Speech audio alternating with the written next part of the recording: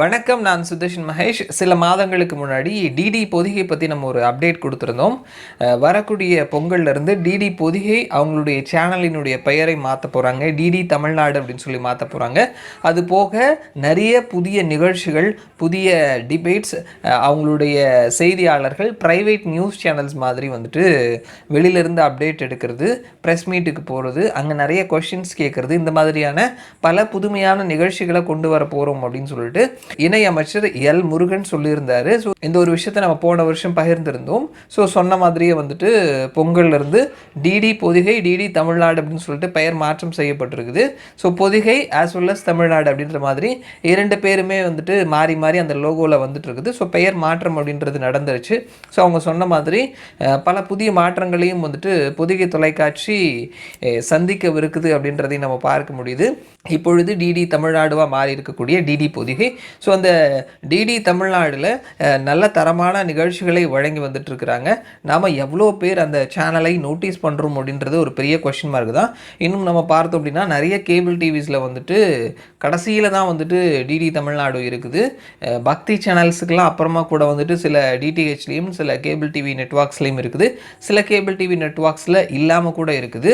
So இந்த மாதிரி தான் இருக்குது. ஸோ நம்பர் 1 கொடுத்துருந்தா மட்டும் நம்ம அதை பார்க்கவா போகிறோம் அப்படின்றதும் ஒரு கேள்விக்குறியாக இருக்குது.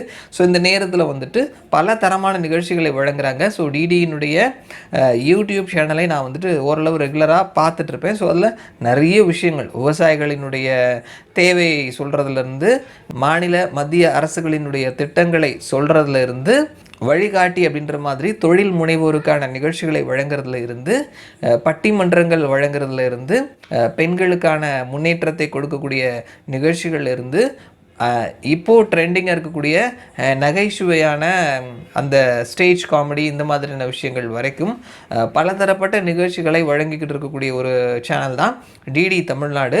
ஸோ அவங்க இப்போது ஏற்கனவே சொல்லியிருந்த மாதிரி பொங்கல்லேருந்து அவங்களுடைய பெயரை டிடி பொதிகையிலேருந்து டிடி தமிழ்நாடுன்னு மாற்றிருக்கிறாங்க.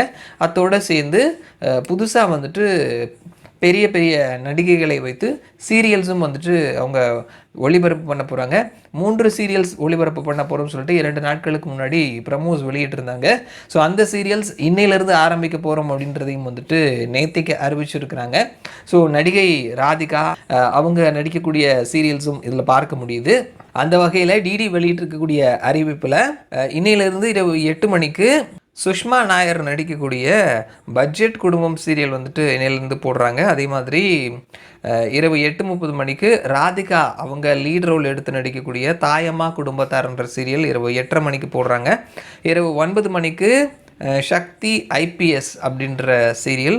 ஸோ இந்த சீரியலில் வந்துட்டு ஸ்வாதிகா செந்தில்குமார் இவங்களும் நிறைய நம்ம சேனல்ஸில், ப்ரைவேட் சேனல்ஸில் வந்து பார்த்துருக்கக்கூடிய ஒரு நடிகை தான். ஸோ அவங்க லீட் ரோல் எடுக்கக்கூடிய ஒரு சீரியல். ஸோ இந்த மாதிரி ப்ரைவேட் சேனல்ஸுக்கு டஃப் கொடுக்குற மாதிரி நிறைய முன்னணியில் இருக்கக்கூடிய சேனல்ஸே வந்துட்டு இப்போது பழைய சீரியல் எடுத்து போட்டுட்ருக்குறாங்க. இந்த நேரத்தில் நேயர்களை கவர்வதற்காக புதிய முயற்சியாக வந்துட்டு புதிய சீரியல்ஸ்லேயும் வந்துட்டு டிடி தமிழ்நாடுன்னு சொல்லி பெயர் மாற்றம் செய்திருக்கக்கூடிய டிடி பொதிகை புதிய சீரியல்ஸையும் வந்துட்டு கொடுக்குறாங்க. ஸோ தரமான நிகழ்ச்சிகளை தொடர்ந்து வழங்கிக்கிட்டு இருக்கக்கூடிய டிடி தமிழ்நாடு என்டர்டெயின்மெண்ட்லேயுமே வந்துட்டு ஒரு புதிய பாய்ச்சலுக்கு அடி எடுத்து வைத்திருக்கிறாங்க. ஸோ அவர்களுடைய முயற்சி வெற்றி அடைகிறதுக்கு நம்மளுடைய வாழ்த்துக்களையும் சொல்லலாம். மறுபடியும் நான் உங்களை இன்னொரு வீடியோவில் சந்திக்கிறேன். அது வரைக்கும் நன்றி.